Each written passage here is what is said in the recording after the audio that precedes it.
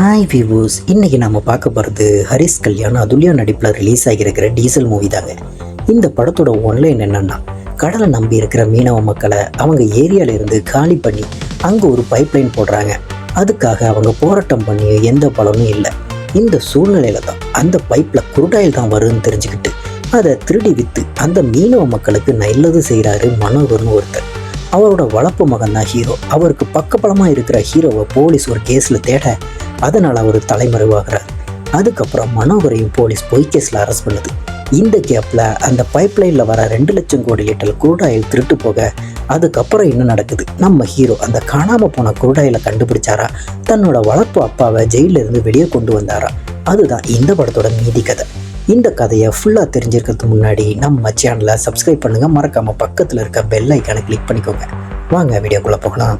வடசென்னையை சேர்ந்த காசிமேடு, ராயபுரம், திருவெற்றியூர் இப்படி 40 மீனவ கிராமத்தை 1979 சென்னை ஹார்பர்லேருந்து எண்ணூர் வரைக்கும் ஒரு ராட்சச பைப்லைன் போட்டு அங்கே இருக்கிற மீனவ மக்களோட வாழ்வாதாரத்தை அழிக்கிற வேலையை பார்க்குறாங்க அரசாங்கம். இதை எதிர்த்து அவங்க எவ்வளவோ போராட்டம் பண்ணாலும் போலீஸை வச்சு அவங்கள கண்ட்ரோல் பண்ணாங்க. இதுக்கு மேலேயும் சும்மா இருந்தால் சரிப்பட்டு வராதுன்னு அங்கே இருக்கிற ரமேஷ், முபாரக், அந்தோனி, டில்லி பாபு, முனுசாமி இவங்க 5 பேர் மக்களை ஒன்று சேர்த்து அந்த பைப்லைனை உடைக்க ட்ரை பண்ண, அதனால் அவங்க மேலே போலீஸ் கன்ஷூட் நடத்துகிறாங்க. அதில் அந்தோனியும் முனுசாமியும் செத்து போகிறாங்க. இதில் பயந்து போன மீதி இருக்க 3 பேரும் தலைமறைவாகிறாங்க. அதனால் அரசாங்கம் நினச்ச மாதிரி அவங்களோட பைப்லைன் திட்டத்தை அங்கே கொண்டு வராங்க. ஆனால் மக்கள் அங்கேருந்து விரட்டிட்டு அந்த பைப் வழியாக அரசாங்கம் கொண்டு வர்றது தங்கத்துக்கு ஈக்குவலான மதிப்பு இருக்கிற குருடாயில் தான். இதை தெரிஞ்சுக்கிட்ட மனோகர்னு ஒருத்தர் அதை திருடி விற்று அது மூலயமா அந்த மீனவ மக்களுக்கு உதவி செய்கிறது. இதை தெரிஞ்சுக்கிட்ட டெல்லி பாபு மனோகர்கிட்ட வந்து பேசினா, அதுக்கு அவரோ நம்ம மக்கள் நல்லா இருக்கணும்னா எது வேணாலும் செய்வேன்னு சொல்ல, அது நல்லதுன்னு டெல்லி பாபுவும் புரிஞ்சுக்கிறாரு. இப்படி இது ஒரு சிண்டிகேட் மாதிரி மாறுது. அந்த சிண்டிகேட்டுக்கு தலைவராக மனோகர் தான் இருக்காரு. அவருக்கு பக்கபலமாக அவருடைய வளர்ப்பு பிள்ளையான நம்ம படத்தோட ஹீரோ வாசுன்னு சொல்லக்கூடிய டீசல் இருக்கார். இங்கே இவங்க திருடுற குருடாயில் லோக்கலில் விற்காம மும்பையில் இருக்கிற பத்ரான்னு சொல்லக்கூடிய ஒருத்தருக்கு அனுப்பி வைக்கிறாங்க. அவங்க அதை பெட்ரோல், டீசல், கேஸ்ன்னு பல விதமாக பிரித்து இவங்களுக்கு அதை பெட்ரோலாகவும் டீசலாகவும் அனுப்பி வைக்கிறாங்க. அதை இவங்க சிண்டிகேட்டில் இருக்கிறவங்க வச்சிருக்க பெட்ரோல் பல்க்குக்கு அனுப்பி வச்சு அதை காசாக மாற்றுறாங்க. இப்படி வர பணத்தை அவங்களுக்கு உதவி செஞ்ச ஆஃபீஸருக்கு ஒரு பங்கு கொடுக்குறாங்க. அதில் முக்கியமான ஆள் தான் டெப்யூட்டி கமிஷனர் மாயவேல். இவர் பயங்கரமான சைக்கோ. இப்போ கூட ஒரு காலேஜ் ஸ்டூடெண்ட் ப்ரொட்டஸ்ட் பண்ணான்னு சொல்லி அவனை அடிச்சே கொண்டு இருக்கான். இப்படி எல்லாருக்கும் கொடுத்துட்டு இன்னொரு பங்கு மீனவ மக்களுக்கு தன்னோட ஃப்ரெண்ட் சென்ட்ராயின் மூலமா ஹெல்ப் பண்ணுறாரு ஹீரோ. இப்போ கூட எல்லாம் தாண்டி மீன் பிடிச்சி கோஸ்ட்கார்டில் மாட்டிக்கிட்ட மீனவங்களை காப்பாற்ற சொல்லி காசு கொடுக்குறாரு. ஆனால் இவர் இப்படி செய்கிற ஹெல்ப் எதுவுமே அங்கே இருக்கிற மக்கள் யாருக்கும் தெரியாது. ஏன்னா இதுக்கு பின்னாடி ஒரு கதை இருக்குது, அதை பின்னாடி பார்ப்போம். இப்படி இவர் கொடுத்த காசை வச்சு மாட்டிக்கிட்ட மீனவர்களை சென்ட்ராயின் காப்பாற்றி கூட்டிட்டு வரான். அதை அந்த மக்களோட மக்களாக ஹீரோவும் உட்காந்து பார்த்துட்டு இருக்காரு. இப்படி எல்லாம் நல்லா போயிட்டு இருக்கும்போது பாலமுருகன் ஒருத்தன் மனோகருக்கும் ஹீரோவுக்கும் தெரியாமல் இவங்களுக்கு வர்ற பெட்ரோல், டீசல் டிரைவரை கரெக்ட் பண்ணி வழியில் திருடிட்டு அதை மேட்ச் பண்ணுறதுக்காக கேசரி பவுடரையும் எம்டி கேனையும் போடுறான். இப்படி இவன் பண்ணுறது பெரிய பிரச்சனையாகுது. அப்படி என்னென்னா பைக், கார் இதுக்கெல்லாம் பெட்ரோல், டீசல் போடுற கஸ்டமரோட வண்டியெல்லாம் என்ஜின் சீஸ் ஆகுது. அதனால் பெட்ரோல் பல்க் மேலே கேஸ் ஆகுது. இதை தெரிஞ்சு அந்த இடத்துக்கு வர ஹீரோ செக் பண்ணி பார்த்தா பாதிக்கு மேலே கலப்படம் இருக்கிறது தெரிய வருது. அது மட்டும் இல்லாமல் லாரியை செக் பண்ணி பார்த்தா அதில் எம்டி கேன் இருக்குது.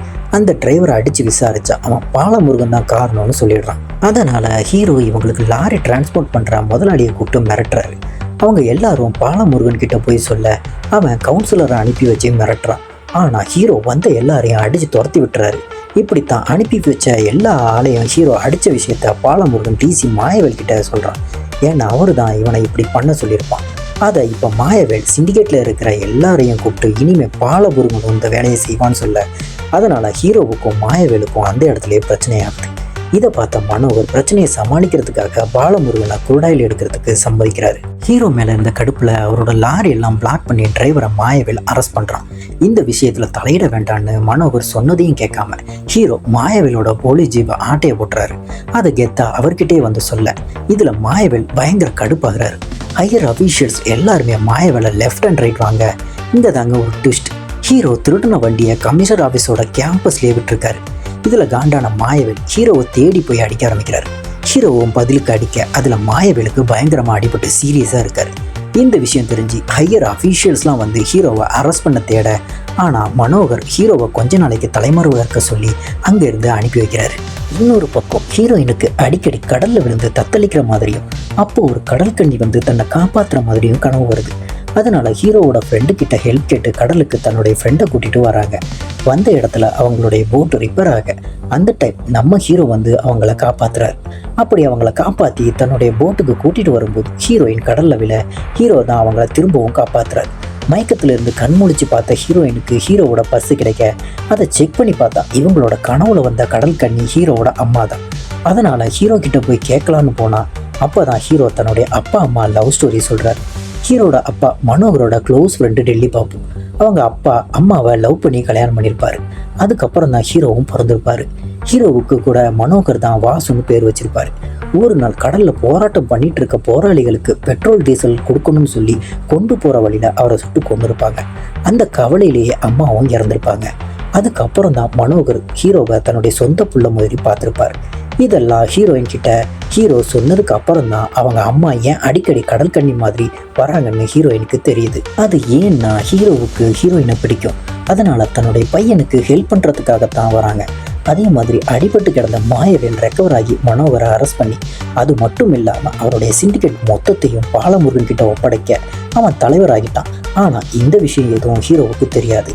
அதனால ஹீரோவை கண்டிப்பாக என்கவுண்டர் பண்ணிடுவாங்கன்னு ஆந்திரா பக்கம் போக சொல்லி தன்னுடைய ஆளை அனுப்ப அவன் ஹீரோ கிட்ட வந்து சொல்லிட்டு ஹீரோயினை அவன் கூட ஹீரோ அனுப்பி வைக்கிறார். இன்னொரு பக்கம் ஹீரோ கடல்ல தான் இருக்காருன்னு மாயவேலுக்கு தெரிய வருது. அதே மாதிரி பாலமுருகன் தன்னுடைய ஆட்களை கூட்டிட்டு அந்த பைப்லைன்ல குடாயில திருட ஆரம்பிக்க அதை ஹீரோவோட ஃப்ரெண்ட் சென்ட்ராயன் பார்க்க அவன் அந்த குடாயிலே முக்கி கொள்றான். இப்போ சென்ட்ராயன் மிஸ் ஆனதுனால மக்கள் எல்லாருமே கமிஷனர் ஆஃபீஸில் போராட்டம் பண்ண அப்போ மாயவேல் நீங்கள் ஹீரோ இருக்கிற இடத்த சொன்னால் இந்த கேஸை எடுக்க சொல்கிறேன்னு சொல்லிடுறாரு. அதனால் ஹீரோ ஆந்திரா பக்கம் போனதும் இப்போ தமிழ்நாட்டுக்கு வர விஷயத்தையும் சொல்லிடுறாங்க. ஹீரோ மாச்சுரு வேன் மூலயமா தமிழ்நாட்டுக்கும் வராரு. ஆனால் கரெக்டாக அங்கே மாயவேல் செக் பண்ண அப்போ வேனில் பணமாக இருக்கிறது சென்ட்ராயன் போலீஸுக்கு தெரிஞ்சு அதில் பரபரப்பாக இந்த கேப்பில் ஹீரோ எஸ்கேப் ஆகிடுறாரு. ஆனால் சென்ட்ராயன் சேர்த்தது ஹீரோவுக்கு தெரியாது.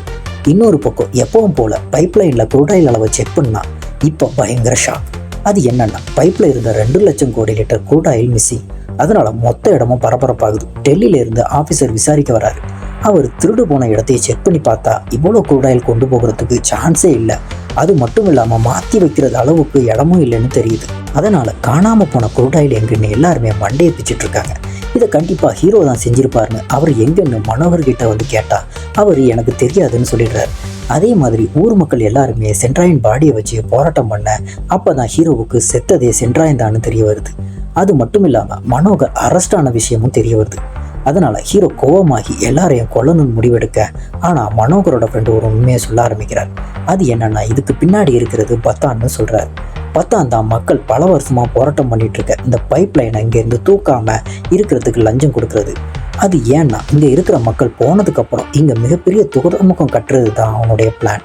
அதுக்காக மனோகர் கிட்ட ஹெல்ப் கேட்க ஆனால் மனோகர் முடியாதுன்னு சொன்னதுனால பாலமுருகனை வச்சு இதையெல்லாம் பண்ணியிருக்க விஷயத்த சொல்லிட்டு காணாமல் போன அந்த குருடாயில கண்டுபிடி, அதுக்கப்புறம் இந்த அரசாங்கம் நம்ம சொல்றதை கேட்கணும்னு சொல்றாரு.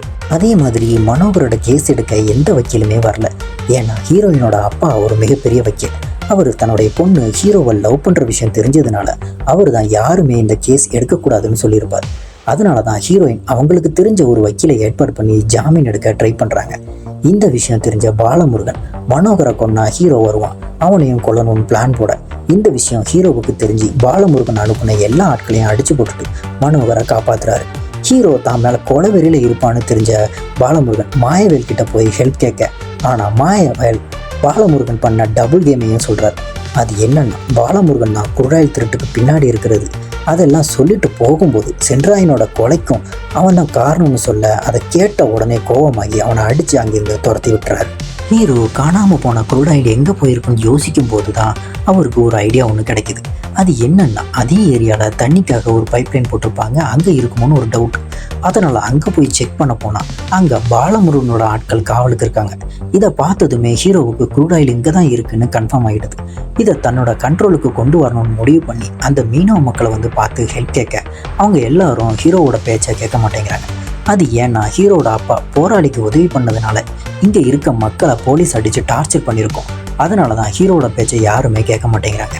அப்போ தான் சென்ட்ராயனோட ஒய்ஃப் வந்து ஹீரோ இந்த மக்களுக்காக என்னெல்லாம் பண்ணாருன்னு சொன்னதுக்கு அப்புறம் தான் அவங்க ஹீரோ பேச்சை கேட்குறாங்க. ஹீரோ இப்போ மிகப்பெரிய பிளான் ஒன்று போடுறாரு. அது என்னன்னா இப்போ பாலமுருகன் குருடாயில் பதுக்கி வச்சிருக்க அந்த தண்ணி பைப் லைன் போட்டு ரொம்ப நாளாச்சு.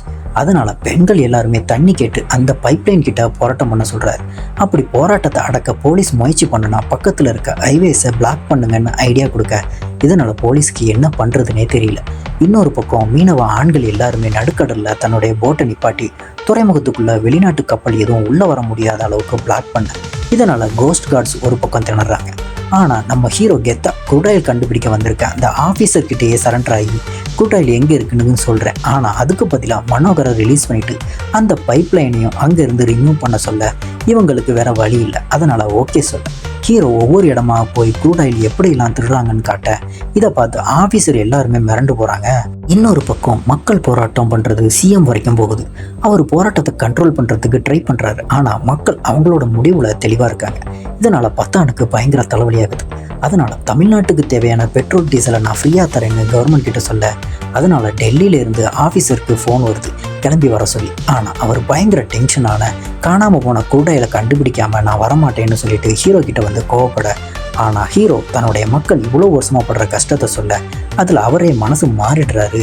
அது மட்டும் இல்லாம பெட்ரோல் டீசல் இல்லாம தமிழ்நாடே கலவரமா இருக்க விஷயத்த சமாளிக்க ஹீரோவை பிரஸ் கிட்ட பேச சொல்ல, அவரும் தன்னுடைய மக்கள் இது வரைக்கும் இந்த பைப் லைன்னால பட்ட கஷ்டத்தை வீடியோவா ரெக்கார்ட் பண்ணி லைவ்ல டெலிகாஸ்ட் பண்ண, இதை பார்த்த பொதுமக்கள் எல்லாருமே மீனவ மக்களுக்கு சப்போர்ட் பண்றாங்க. இன்னொரு பக்கம் பாலமுருகனுக்கும் பத்தான் ஃபோன் பண்ணி குரூடாயில் கிடைக்கலன்னா அது பத்திட்டு எரியணும்னு சொல்லி ஒரு ஐடியா ஒன்று கொடுக்குறான். இப்போ மாயவேலுக்கு அவருடைய ஒய்ஃபு கால் பண்ணி குழந்தைக்கு உடம்பு சரியில்லைன்னு ஹாஸ்பிட்டலுக்கு வர சொல்கிறாங்க. வந்து பார்த்ததுக்கு அப்புறம் தான் அவங்க ஒரு உண்மையை சொல்கிறாங்க. மனோகர் ஜெயிலில் இருந்து ரிலீஸ் ஆகி வர்ற வழியில் இவங்க காரில் பெட்ரோல் இல்லாமல் நின்று இருக்கும். அவரு தான் இவங்களுக்கு ஹெல்ப் பண்ணியிருப்பாங்கன்னு சொல்ல, இதனால மாயவேல் மனசு மாறி பாலமுருகனுக்கு ஃபோன் பண்ணி இனிமே நீ ஹீரோவோட விஷயத்துல தலையிடக்கூடாதுன்னு சொல்லி வார்னிங் கொடுக்குறாரு. இன்னொரு பக்கம் பத்தான் போலீஸை தூண்டி விட்டு போராட்டம் பண்ணிட்டு இருக்க பெண்கள் மேல தடியடி நடத்த சொல்ல, அப்போ கரெக்டா ஹீரோவும் மாயவேலும் வந்து அதை தடுத்து நிறுத்துறாங்க. அப்போ ஒருத்தன் ஹீரோவை சுட ட்ரை பண்ண, ஆனா மாயவேல் அவனை சுட்டு கொன்னுடுறாரு. இப்ப ரிலீஸ் ஆன மனோகரை பாலமுருகன் தன்னுடைய ஆட்களை கூட்டிட்டு வந்து வெட்டி கொள்றான். அதை ஹீரோ கிட்ட ஃபோன் பண்ணியும் சொல்றான். ஹீரோவும் தன்னை வளர்த்த அப்பா இப்படி இறந்துட்டாரேன்னு ஃபீல் பண்ணிட்டு இருக்க அவரோட இறுதி சடங்கு எல்லாம் முடியுது. கோர்ட்டும் இவ்வளோ நாளாக திருடு போன குரூடாயில் எல்லாம் பத்தான் ஃபேக்ட்ரியில் தான் இருக்குன்னு கண்டுபிடிச்சி அவனையும் அரெஸ்ட் பண்ணுறாங்க. அது மட்டும் இல்லாமல் பைப் லைனையும் அங்கேருந்து ரிமூவ் பண்ண சொல்லிட்டு துறைமுகத்துக்கும் தடை பண்ணுறாங்க. ஹீரோவும் தன்னுடைய தப்பை எல்லாம் ஒத்துக்கிட்டு ஜெயிலுக்கு போகிறாரு. ஜெயிலிருந்து வெளியே வந்த ஹீரோ கடலில் நிற்க, அப்போ தான் ஃப்ளாஷ்பேக்கில் என்ன நடந்துச்சுன்னு காட்டுறாங்க. ஹீரோ தன்னுடைய அப்பா மனோகரை கொண்ட பாலமுருகனையும் அவனுடைய ஆட்களையும் தேடி போய் கொண்டு இருப்பார். அப்படியே ஹீரோவோட வாய்ஸ் ஓவரில் தன்னுடைய மக்களுக்கு ஏதாவது ஒரு பிரச்சனைனா கண்டிப்பாக நான் சண்டை செய்வேன்னு சொல்கிறதோட இந்த படத்தையும் முடிக்கிறாங்க. எப்படி இருந்துச்சு என்னுடைய வாய்ஸ் ஓவர்? இந்த வீடியோ உங்களுக்கு பிடிச்சிருந்துச்சுன்னா லைக் பண்ணுங்கள், கமெண்ட் பண்ணுங்கள், நம்ம சேனலை சப்ஸ்கிரைப் பண்ணுங்கள், பக்கத்தில் இருக்க பெல் ஐக்கானையும் கிளிக் பண்ணிக்கோங்க. அடுத்த வீடியோவில் உங்களை சந்திக்கிறேன். Tata, bye bye.